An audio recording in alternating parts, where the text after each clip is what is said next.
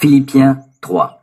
Enfin, mes frères et sœurs, réjouissez-vous de tout ce que le Seigneur est pour vous. Il ne m'en coûte pas de me répéter en vous écrivant, et pour vous, cela ne peut que contribuer à votre sécurité.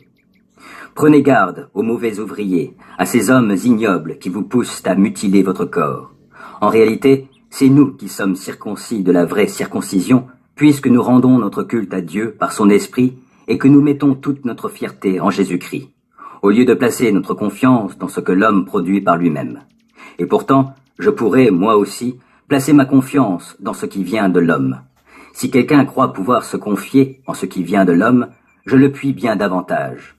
J'ai été circoncis le 8e jour. Je suis israélite de naissance, de la tribu de Benjamin, de pur sang hébreu. Pour ce qui concerne le respect de la loi, je faisais partie des pharisiens. Quant à mon zèle, il m'a conduit à persécuter l'Église. Face aux exigences de la loi, j'étais sans reproche.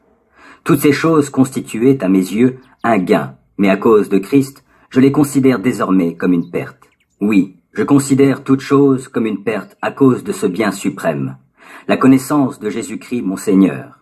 À cause de lui, j'ai accepté de perdre tout cela. Oui, je le considère comme bon à être mis au rebut, afin de gagner Christ. Mon désir est d'être trouvé en lui, non pas avec une justice que j'aurais moi-même acquise en obéissant à la loi, mais avec la justice qui vient de la foi en Christ et que Dieu accorde à ceux qui croient. C'est ainsi que je pourrai connaître Christ, c'est-à-dire expérimenter la puissance de sa résurrection et avoir part à ses souffrances, en devenant semblable à lui jusque dans sa mort, afin de parvenir, quoi qu'il arrive, à la résurrection. Non, certes, je ne suis pas encore parvenu au but, je n'ai pas atteint la perfection, mais je continue à courir pour tâcher de saisir le prix. Car Jésus-Christ s'est saisi de moi. Non, frères et sœurs, pour moi, je n'estime pas avoir saisi le prix. Mais je fais une seule chose.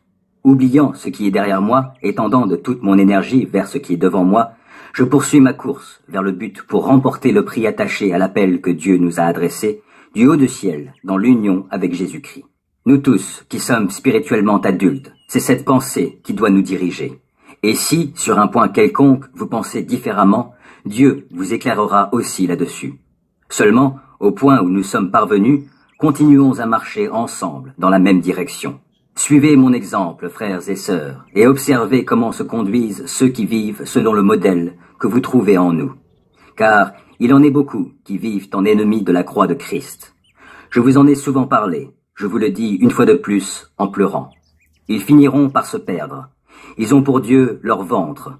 Ils mettent leur fierté dans ce qui fait leur honte. Leurs pensées sont toutes dirigées vers les choses de ce monde. Quant à nous, nous sommes citoyens des cieux. De là, nous attendons ardemment la venue du Seigneur Jésus-Christ pour nous sauver. Car il transformera notre corps misérable pour le rendre conforme à son corps glorieux par la puissance qui lui permet aussi de tout soumettre à son autorité.